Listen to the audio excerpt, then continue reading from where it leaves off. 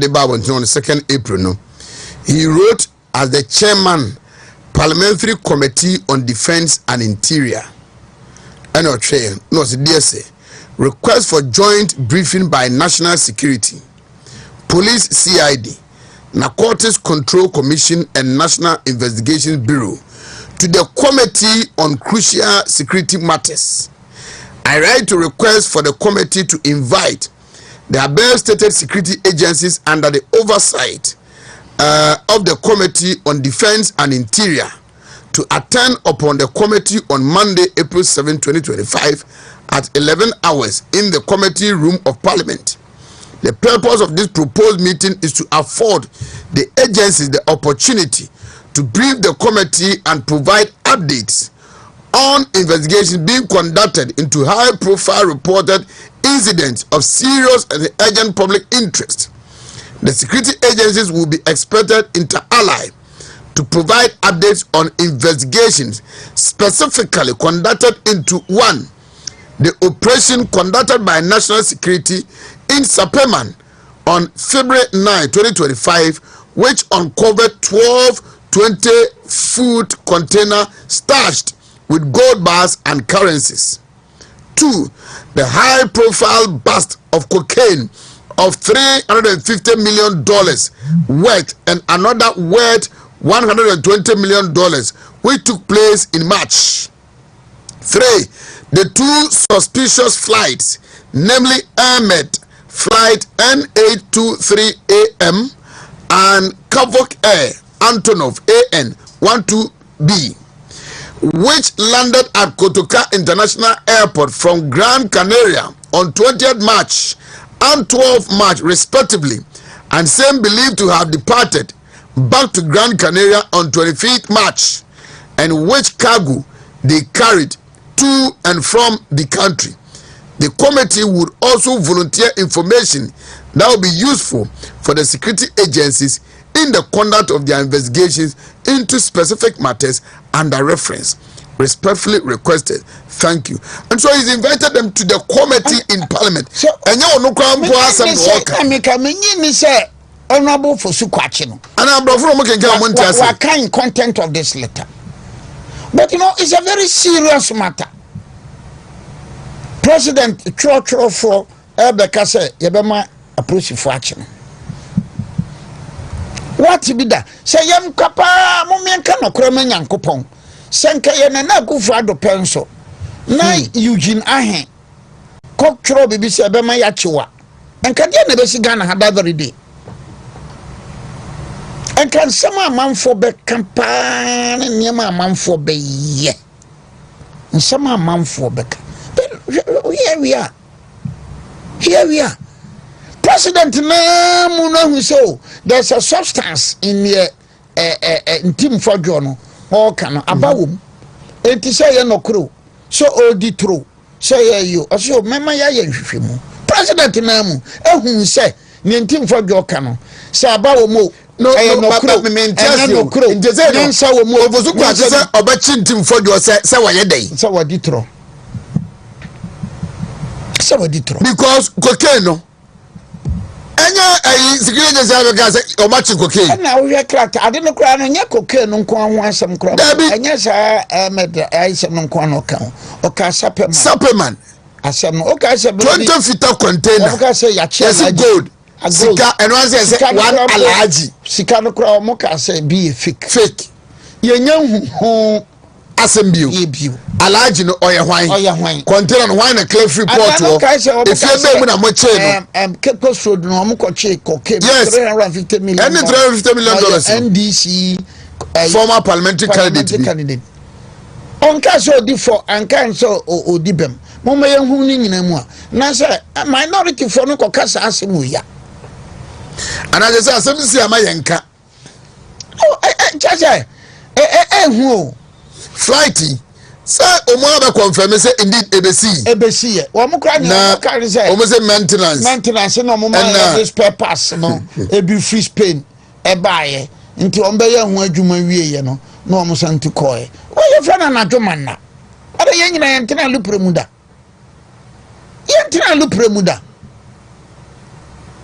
But I look at the po say that you are any ABC. Now, say, me no, as Ghana ni crutching in him, Dino.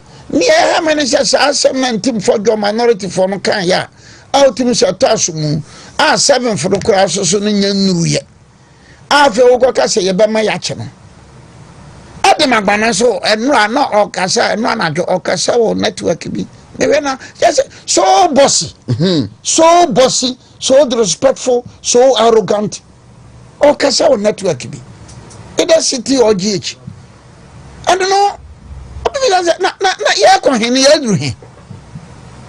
I wait for this country. Misu my money way. Maybe I hold my money way. In fact, maybe I hold my money Ghana. Misu my money Ghana. The answer to get is ya bregu. Ya for who do you know? Ya can say na pay ya bregu. I know I see ni a konya ni a fiba kukurao. I feel him bedi busume miensa. Eni a fiba kukurao. Na reni e kosi. Eni afi baako ayedanya MPP ntimi ni so nko wiase awiye. So when there was a change of government no ebinumu bi be so okay ye de nya politics na ye politics cry se nkwanye da ye nyina ye nya binum but scratch say ne afrase no obi say hefa na ye kwi ye me sonda ya na se me ye de me sonda ye de na ko dear Nancy, no, it's just a poor general in Tiasia. Well, now no better. Now, I'm going a doom a good phone and you know. Make us a baby a good phone and no one yagene. Make out the pay. Mother get the phone and a bang yagene. Says a day, at the ranch of my tonas and Nipa Brow, a Diania. One casa mepo. Make me metranka se me MPP nintia baapo me nka sa asem me ye panyini ese me ka sa se panyini ese me ye me ne ye se panyini ese me ye tze mani afi ese me ye badwemba ese me ye se ye tete me oti ye ni nyina na bia ye me support MPP ye mo start okuja to mo start cathedral asem wo okuja to o call news for ba bi kura kokotu me e ma wo mo fra me si ampa me nem kan ye Mera nya number 1 priority. Cause you practice the to inside front page. Ampa. Purpose mera ampa. Mera cathedral no nya priority. Wo ti alright. Mera ampa me foaso. Ba mu hwe yes man fa nya we chanting. And people for all support ora mera me support. Mami church mera me support. Man ye bibi na say yakopa. Na me ka tell say ma ka say ba hwe ye ba fa nya we chanting. No could you talk black or chairman, ye nyina chairman. After the okwa vet no abeko bisano ne dane ho asem re ye bibia ka yesimo ora ye chairman vet ne dane ho asem ye after ye after do baby am show minu an ora no sisi de me anam kan me ye afiri mabamabu you know hwe ko hwe na professor na Jane ya de ho asem. So before the run, Nana Hesi has just questions for you. If you are my boy, you know my NDC. Yeah. And he asked that why is the entire NDC machinery seems to have been released on Ntim Fodjour? And the irony is that they would teach Ntim Fodjour a lesson. What are they afraid of? John Mahama and his NDC cannot gag Ghanaians and stop talking. NDC cannot make Ghana a cocaine transit point. So the education ebano. Wa fasina na hesi oji enu me nipa ona PK support ne bribe abenum ne se oba abrofo de because hey osha during the vetting na baba mando ya baba mando brofo nie baba mando michia o me se MPP party no ye mu binum yimsese ye kwa ne bebi se kwa nso ye kwa samado bebi se mra o PK Sapon ho baba mando ho ana hesi ho no kofinya ko desibu akon break Samuel Bravo abe wo mu ho isa muhayidin ene agba ne George ha me kura me twere sa me kana mre that's what me krobia kom na asante krobia no mre that's what me te that's nkura ma tire ni mo I feel comfortable. I'm proud of these my boys. I am proud of these my boys. Sometimes they may fear of. Tell me your baby free. All I had here, your Obiri Boahen Reacted far. We can hold here and the Baba. But we are saying on basic my present issues. Baba Amando, read it. Read it. Can it Baba Amando actually do the analysis? And when the issues come, how quickly they respond with informative facts to counter. These are the people are MPP party, MPP free. Monfa party no. Monfa communication ni nyina massa meme. Akwa nipa be yadru. Monfa mabe. Kwamba fa bronya. Monfa mabe. Fa mabe. No mo dem mpanyfo no nyina bia antenna. Na me abeta frame for historical you know me so me dem antena ho netam bia ya ne ba frame. Better my information me. And this was nya wa me na kuta MPP mu ne. Uta so de bia nya wo me kuta MPP. Anya me na mbatra ha da bia me kuta MPP. That is how we are supposed to build a party. That is how we are supposed to build a party. MPP co opposition no baba wan. Bampa infona beji kenkan be ninu a be kwa ne be ba ba ni agia be ye be wan. E be ye din o. And na me count ye MMDCC about 70% to 2 coin. Sir? Yeah. Nanado MMDC. Yeah. Oma tukane. Be kwa bruchiri. Edu prime is so mbaba. Abina mra menkambi. Abe contesting. Mra mda menkambi. Onka bi say. Na ka bi say. Abebrebe. Yemfam free 92. Yemfam free 92. Oya afide de ebon fra ne say. Awiabo. But we you kwano no begusu kotaria. Begusu kotabere won fa so akware be say. To banu ya mutu kwan. Enu moja wa ha. Ena wo no. Yanchichie. Ena wo no. Chichie wie ne eburi ho a. Me che ena wo. Ye ne obasaba. When we went into opposition, minimum be a okoye lecturer in 2008. 2009, 2010, all our jai politics. He became a lecturer. Now about 2016, we are the cabinet minister. Also, what making public announcements were jai politics. Okochera die. When Nanado came in 2017, when Nanado came in 2017, he became a cabinet minister. Yes, this reminds me. Last time, not me new Obi Dinkomo, and then Penny Ohene.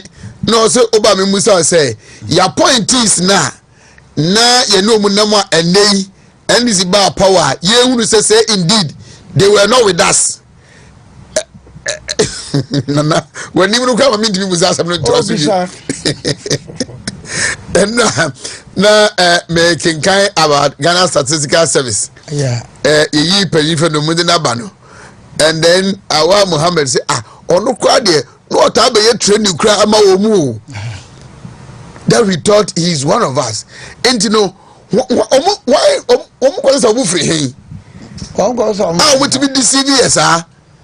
Oh, boy, no, but I don't think because at a point in time, now you wonder how some classified information, sensitive information, were leaked into the public space. Not on Thursday, but I think I'm coming to terms with how and why those things happen. No comment. No, you can't say no comment. No comment. No comment, you say. I don't need to waste my time on this. No comment. So others say MPP, we have the men Nasana. No comment. And so when we have the opportunity to govern, we have to go to the extent that when a gentleman who had the name, it's easy to contain us by and APSA Eduti Tamaklu and the Dominic Ayine has been the NDC a front runners to say Eduti quite your best for another. I said no comment true. And they were ECG lawyers. I comment true. Wouldn't be the ECG lawyer now. There be MPP from them person. MPP and a minister. board members sat unconcerned. Oh, and this happened. say publication by say Lands Commission per external solicitors. And I'm a Troy. When you want me to me referees, me the free more pare. Chief of staff.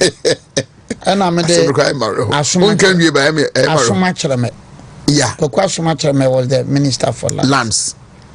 And I'm a Rev Ntim. Who was the board chairman for Lands Commission. Omoko meeting with Fodjour. Me wa Lands Commission official back from say application of the ya discuss yam foul. Chief of staff Frimo Pare. Me referee Stephen Ayensu Ntim. And then Asuma Cheme. Yes, 3. Now Lands Commission for the solicitors. External solicitors. And the chief of staff. Number 1. Frimo Pare. Lands Minister no. Number 2. Aye referee. And then the Lands Commission board chairman. Ntim. Stephen Ntim. Miansa. But Omanfa. Omanfa. But can you imagine, say, a political party, NDC, now lawyer ni be person okoye external solicitor for Lands Commission. Now obi odi Julius Deborah dini aka ho. Now the Kofi Amabua dini aka ho. Now odi whoever. Can that be possible in this country? Kumasi Metropolitan Assembly mayor. Can that be possible in this country? And the make a basis no. Say Julius Julius Deborah dini referee. Kofi Amabua referee. And woman converting. Now party form to think crying. Bandits for California the day. The Ababa will be so or the Sikabua party no. Or the Insia Asare. Or a lawyer ni. And a partner was Santa Region they say Omu Pezuba. Obuasini no. Yes. Eventually, on the Yaboni D. Now this week now, nobody say Edini Bano. Obeko party office will be an Obo boys in Zubatio. So Omo trade dino, the Bobo didn't want cry no. Omo Didia apart from Zuba, no more.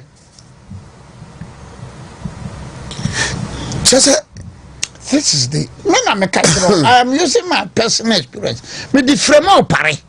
Kwakwa so much me. And the boy started congratulating Zuba. And these boys, you know, Omono di Amano. It's more powerful than Fufro. Me the external solicitor let them know.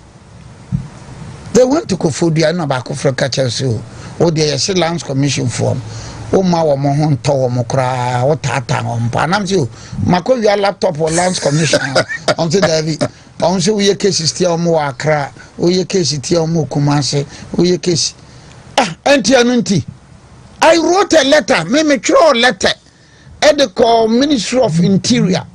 Me throw a letter at the call Office of the President. Say Lands Commission officials binum, and a binum agency binum tonton sasi wa damfa kwemai na oyibi. Na niye kwaso no man hwe MPP will pay for it dearly. Me can ye letter no cry. And ayi sosu margin on 26,000 margin no. Sosu margin no on the MPP no 26,000. And ya vote no imagine. Me can just say we be me just say me the application so one say Edward Maklone Dominica ini.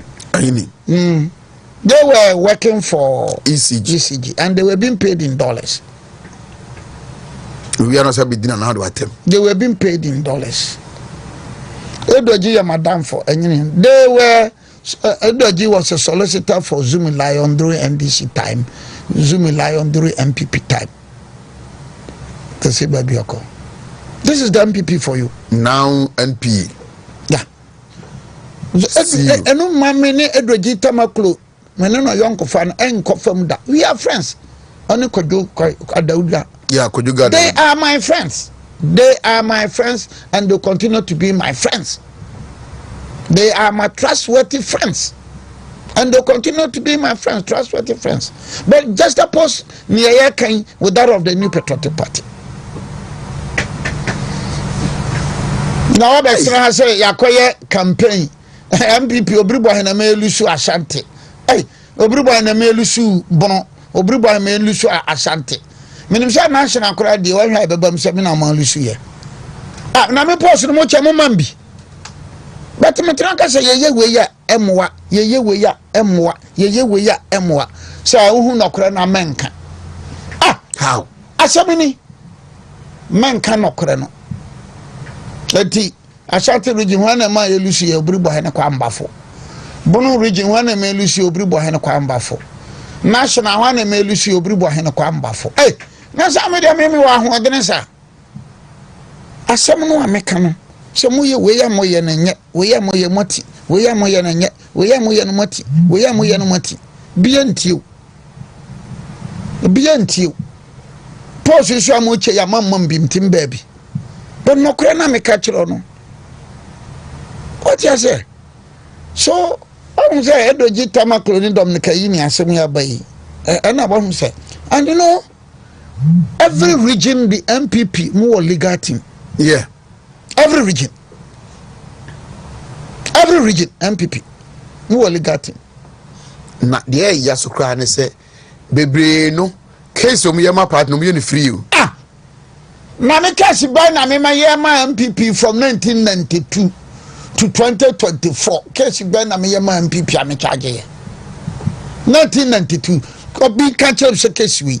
Obiri Boahen ye charge case wi. We can be maminti 1992 till 2024. Being come maminti. Nam got a number of cases. I mean, a lawyer ni bia ni gan ha. But yes, a number of cases, you know, for the MPP from 1992 to 2024. And the party comes to power, and you know, I mean, no. So there's a very serious matter. Very, very serious.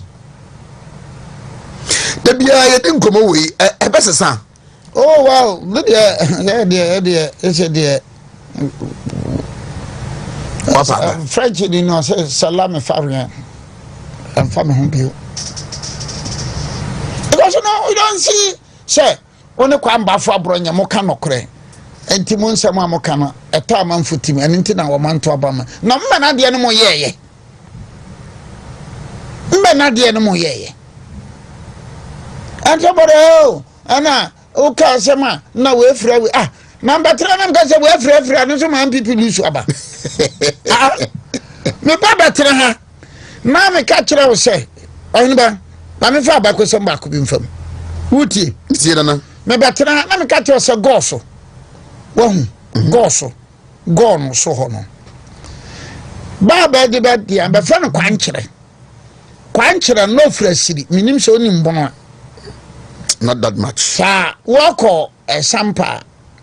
Ultra kwa twuma kakra obafa wonsa nifa so mobekọ jankufa na ofri jankufa wa kwa asiri kwankyere na ofri asiri na kwankyere ene bramansu ene kwamne nyame ene amapa betu batena buadi ha buadi KNUST buadi now di buadi akonya woni akropon mu otwaka jese mo ye namfo buadi ha atwuma akropon ha okay na bare be baabi atena na buadi hene no wa hu oye we se be nkohu ode be kohu na oyo hene yere wo ho na be kohu osetutu ndo osetutu yes benko na benko che baabi ma benko tena na benu benim abetwa be na usa nipa na benu benim abetwa na tete no bera ka atia ni yi ni ho adi kire be se ne be si twa be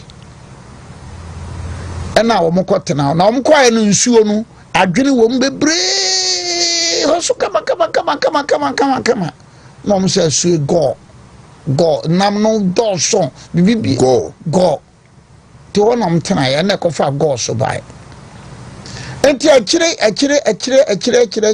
no na bede akwere si ho a ne be de kora bi si mu a be be ko no kora na ehuru kora no na ehuru ne be hu se ehu enti be fro no be ba akire nsia tano bosomfo ho be be bisa tano bosom no asuo no person no motena kora no huru saa ba bosom miensa wo be de bia be ko no kora na ehuru ti se ne esi gaso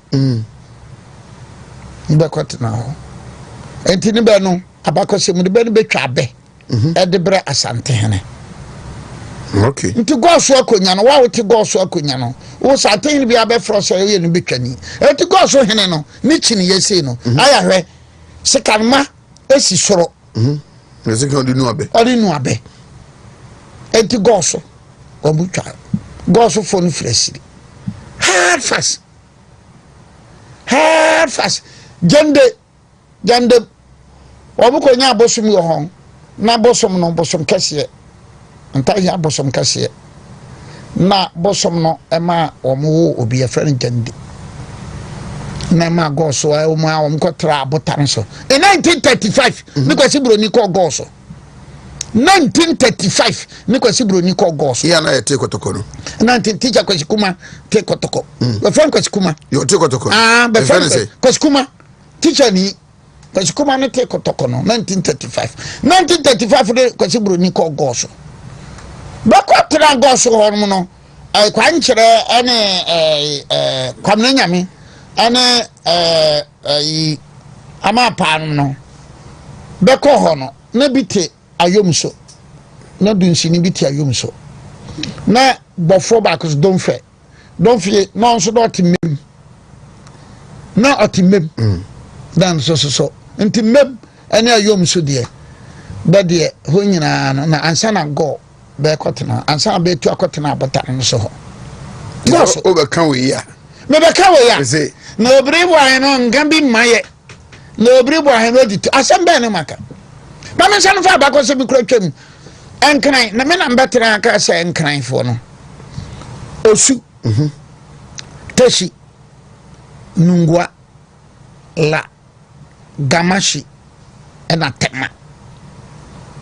When we are talking of nkran fo na anyone osu teshi la gamashi la kante tenbe friend la badi ana tema omone ni nkran fo no pa ga gie no singular gie be plural gas gas yes wobone adambo fo no wo twaka tese be ye te se nua enu nti na ye kana dadagwe anya sa de adambo ningo pram fo no be ya adambo fo what you say now some betena ka say ediana fo free from ena ebaya in the history no ubenya ayifo no osudoku shahi fo bin ebinim free soro eya homa na be ye oak tree ni omo na nanom free soro ebaya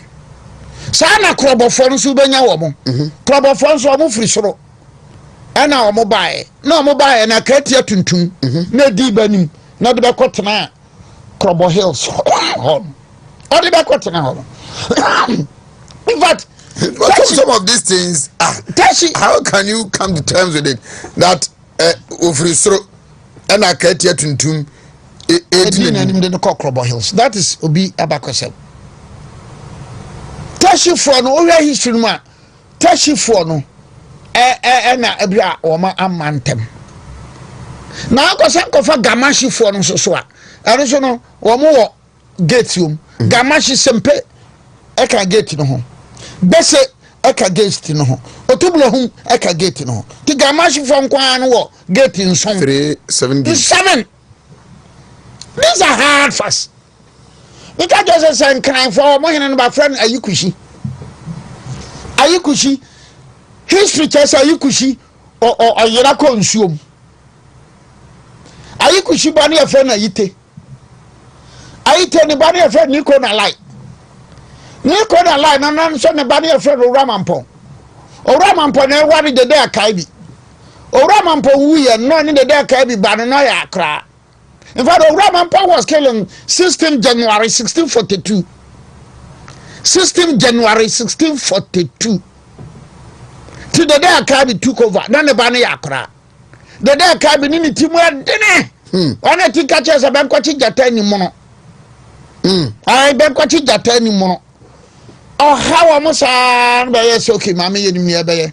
Mbasha da be to Amana Bada Konko Korabiwo, Amanum.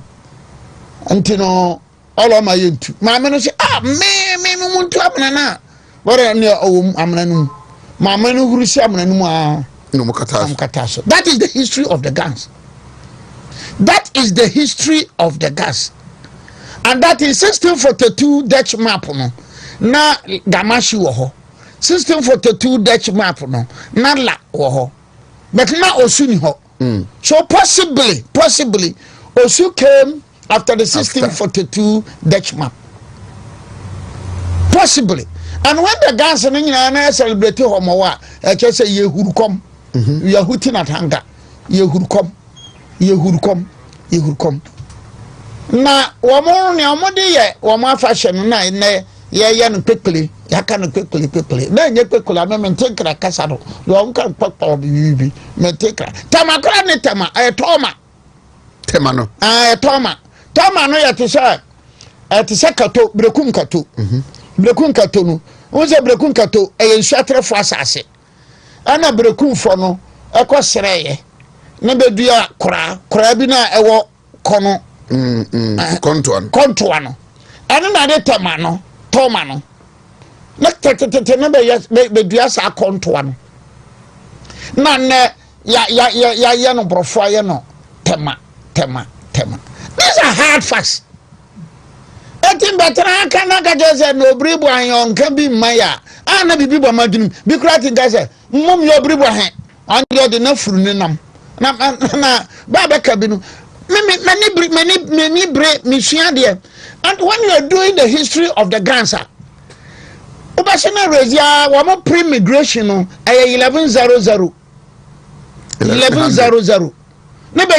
Because the Gans and then the others, they look like they have one common ancestry. Pre-migration no there, or minimum starting in Egypt. Yeah, the Gans and the others. One more pre-migration, you can say, no, you're free to buy. You can say, free is right. Omuka omuntiye, Everson ka omuntiye, Gans and ka omuntiye.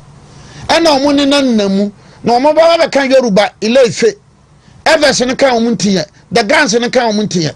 Then Benin, then Togo, and then okay. So the Evers and the Gans, one more common ancestry be. And you know, any guy that way for one to me, Osu funny Osudoku for the Osudoku people. In that Toma, but me a friend Namali Toma Aquayra, Asamaba. Nobody saw some Cassia Bessi, never too fro Osudoku, never settle Osu. History has it said, interestingly, no one who said, Akukobi, Bekunwa. Na Toma ba ko na yere dia ai ntokwa no ba no na wa akoko no niyam yeah, so Osu people ni Osudoku for na. So anytime you mention Namole, then it is the Osu and then the Osudoku people. Na odim say you are talking about that. So my culture the day I can, so even Accra no ebinu say Israel energy to on na krobi Accra AKRA wama ba ko say bi so say am say ant nkra ne any for the go na kwapem for no obepo no sosoro ahe for the go to say nkra ne whichever way you look at it me family humrem, but I am very much conversant with the history of the place. So actual for settlement in Ghana no the yeah no 1110 yeah be settlement in Ghana no 1550 the gas. So whether it is the Gamashi, whether it is the Teshi, whether it is the Nungwa, whether it's the La, you don't mean to mean Cheche, but you make it 1550 to 1600. 1550 to 1600 because no the Gamashi people no ebrim say Sela James no de omo free Nigeria by ship no na 1553 no more Jamestown no. That is also possible. That is also possible. So these are hard fast. Me share, me pehu, me pesua, me pekari, me petie. Now let us one cry me diaba. Aduana fo say aduana fo ye esumija. Yeah, sumija. Kuntanse sumija. Must stumble upon another year a say ente sakura. Yeah. So kuntanse adia no ayeye wo mo 12:30 no ni adia de no. 12:30 any adia no. Ye ko fa bi wo bono manson. Bono manson ye ko fa bi 13:25 no. So the aduana no hanu na be ye panyi 12:30 no. Now a new abakwasem bi asana ban say aduana no ye kunsu. Kunsu mankansu kunsu. And that tama no wa mu free fam no ba na bofo no ka say hey hini ni binu ma basoro nti o mo san ko. And that explains why well minim ebia se meka me ditro dia kunsu no historically no unni hene ye ni hene wo kunsu. Yeah, because wa mo ja say tama bofo no hu ye no o se ahene ne san ko fam. Okay. Ohene san ko fam na maya no a wamadi kana basoro no omo na ne bofo no etenaye ena ye kunsu. Now they are saying say omo san wura fam no na omo be pie esumija ha no omo wura fam kunsu no no mo nam musa be pie esumija ha no. And that esumija fo no the letters are me say history we dey hu.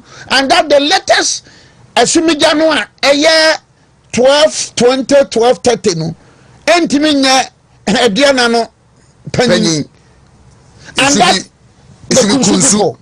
And the kunsu people no ne ba kan a etaso ni say the kunsu for no che say asumija oduro ni mapawu no enye oduro ni mapawa eye oduro ene apawa konya. Okay, so nipa baako nipa mienu na oduro no ene apawunu omu nyina pie wo asumija from kunsu na konya no baako eti oduro ukono oduro ti so outing friend nana ukono apawu ti so outing friend nana then we passage your time no ma be oduro ni mapawu akonya. So when I had this was hey information here you pass you me nipa no de so asoma me kan mi say o say ko kunsu ho ko okwa omo okwaye bi o bisa ne benchiro na kunsu ai eni be na otwekura o. I see. So it means that the aduana fo no ye nyina yaka no se bompata kumawu ani akwamfo no awo mo ye aduana no. So let us one from kunsu no eba no dia na je say enye we kura na ye piesie asumija nye piesie. Yeah, these are hard facts I learn. Monsieur, me pehu, me pekenkane, me petie. Na odi ase me bi a wo hene bi kokabi na wo krachi bi kokabi na se me kana no anya ne wo peti a Obiri Boahen no nka bi maye. Me kabi ma se na no me matena ha na me ka tro se atroni ye 1741. Subon pan for wa mo kwatena ho omo tamom nyina ma na omkotera mba otumfo na omkotera subompan na subompan omo tuko atroni na we 1741 it is a certain that of about atroni man hena no be say oh why not every say atroni me no kasa sesi ye atroni ye awia panyin ni fa hene domase number 2 ni fa hene any atroni.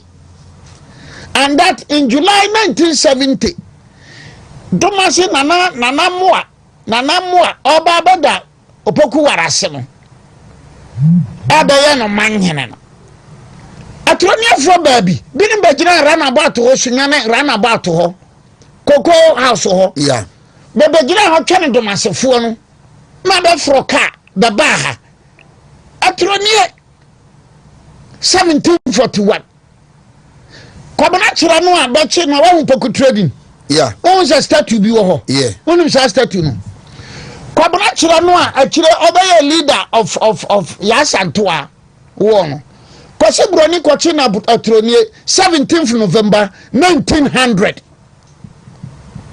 17th November 1900 ne be kwachi kwamena kire ne be de kwabena kire area we kwamena kire fought on the side of the Yasantoa etina ma kwasi broni kwahwehwe ada no wodom ase 17th November 1900 enye fie da na nse memene da me ma date any fast na ba de kwabena kire eba ha ami tagi report no kire se tema be ko ne sunwa ne ya akura sunwa ne ya akura kroketwa akura ana mkwachi kwabena kire ena kwamna kire wam de bae bebedi kwamna kire asem no bebedu kumase 23 November 1900 omudi kwamna kire asem 24 November 1900 the whole day no omu bia kwamna kire fo omasam kwabna kire 25 November 1900 na kwasie da anti na troniefo bana awia domase number 2 banyina otinka bentam meka kwabna kire kwasie da bantam no poku trading ho be bia wo maye ayibiasi no mana omo se kwabena kire kwasi broni oye ayina scaffold na ba ma wakofro na ba twidua na firi wase na ba twi bibinum no wawu kwabena kire ho no kwabena kire wuye eti from bantama won bantama rana bato na kofa no kyo wo pesa wo ko FM station we wo ko straight na Angel FM kwa no ba fan kwabena kire street oh sir kwa no ba fan kwabena yeah fan Mantama High Street no ba fan kwabena kire street oh sir every sir runabout so report junction we Sylvester yeah Sylvester bro sambe yeah wo pass after san fa benkum so ho kwa akosi angel ka kwa na da angel animu no yeah unsa benkum so no wo benya abrosa no ba ya duonu a eye domase ni sunamfo na sisi ye oh really ba nana Kofi Amu awa abrosa no for Mantama High Street kwabena street kwabena nana Kofi Amu awa abrosa no ho konto wa abrosa no ho ya atwe wa sambeda te maame ne wo fa wa oh okay sambeda wa abrosa no ho ebre wa abrosa no ho awia panyini no odi domase akonya no ayefra no awia akonya no awia panyini sa no bedi Bantama akonya awia panyini bedi Bantama akonya eti domase number 2 no obetima fra Bosontwe stew obetima fra no awia stew Bosontwe stew because awia panyini no obedi akonya no wo Bantama no no ma no wo fase Bosontwe ekodi domase number 2 akonya no sa na kwamna kire tetema be chi kwamna kire no na kwamna kire ye domase number 2 hene and he fought on the side of Yasantoa wama ya Bantama fo really wama ya Bantama and whoever occupies of domase number 2 and na Madwano he's capable and competent to occupy the Bantamas too udi hene wo domase number 2 a utimi di Bantama akonya yenya ayi awia panyi na kwamna kire so bedi na besi so na manko atiawu enti bedi kwamna kire eba besi so no ena Yasantoa wo no start ye enti bere be ko wo no wi a no me de nesi so no me de na besi no be che na be she no omkuno no these are hard facts maka goso maka buadi maka domase maka kan yo besi na ama ya nto aba ana ya nto aba no mre bibi we nya adwuma bibi we nya adwuma we na na Obiri Boahen we nya adwuma na ngojaba ba o ti ba ko na na Obiri Boahen so dey go run history ma let's come back and examine politics view now the vice president of the republic na yare no Professor Nana Opoku right from my infancy and then you take a look at the nanado episode ye say opeso ohye health system ni the creation of agenda 111 say bibia ye we na feel ye binya pomudin na hye ni ye say na nkofo bi kan ye ni anka se betimi Enye the phone facilities be cry home. Right from my infancy, say nipa je wo nipa wo wiase no. In terms of health, shada nyi mani. Sir. Yeah, right from my infancy. Health wise. We shada nyi wani. David. This mrebia na menom kakra no. Onom kakra dia unse na edije wo wiase. Yes, I did arrive from my infancy. My schoolmates, my namfo, bia so akwa with your tire. Eyampa. Enti me particular about health. Enti me hu say yade ho asem ba na me wira ho. What you say? So tema nanado wo mo ka nanado na na jendi bai amanfo me say oh. Na ndisi for mo suba ne nyefe. Udi ndisi fo achia binum achia. Wo hwa beka ne benka. Udi ndisi fo binum achia. Wo hwa beka ne yenka. Asempa. Hwa Nana Akufo-Addo na Steve Mallory African Watch ko ye Nana Akufo-Addo yade. And Philosophy kwachi ekwotena I think it was Joy or TV3. And na brofi Nanado is several kangaroo. No Philosophy kwachi or Nanado na braboni bi se and the Philosophy kwachi the dano Nanado or tise we will go be franyora. Mradi enye. And Steve Mallory I was shocked. Steve Mallory I was shocked. Nanado has cancer. African Watch. Thank God. And then Nanado I didn't fear the option actually. Now, Dr. Baumia koyare. Hey, Dr. Baumia, wow, Dr. Baumia, why yes? Then they wrote an extensive commentary. Because one teacher say UGMC. Now Dr. Baumia, Aura for your president, foreign minister. I say aura for your president. Nana Akufo-Addo ne Dr. Baumia yadi ora your president and Philosophy kwachi. Okay. But you know say then I was wondering say look yade and no yade tu nipa kra say yade ya did what is said in that I know say what yade in France nipa yeah say me is a professor Nana Jane. Oh, yari abeda na commercial. She deserves it. Na kwa me ya ma menhwe ofosu kwachi video no. He deserves it. She deserves it.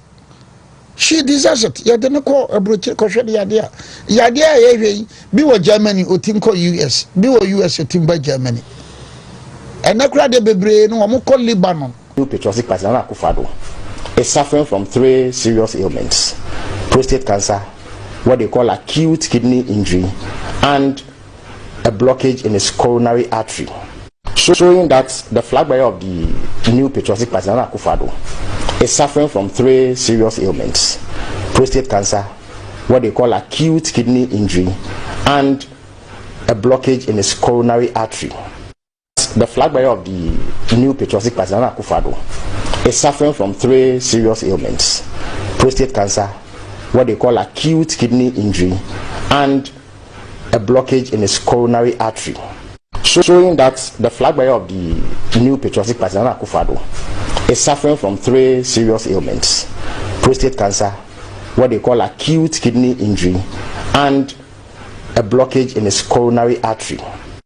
The flag bearer of the new patriotic President Akufo-Addo is suffering from 3 acute cancer. Amanyo sema yeye. Deben. Ohu wiase.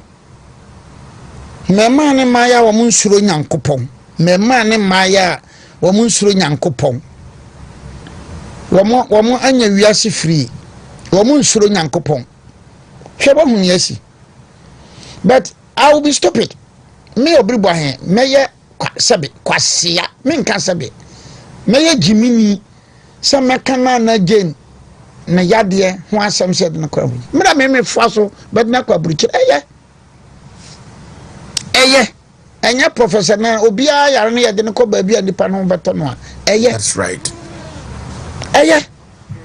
sabi meye nkwasiafo nyina panyini se meka se na se me that type of discussion no argument na wo me menya bi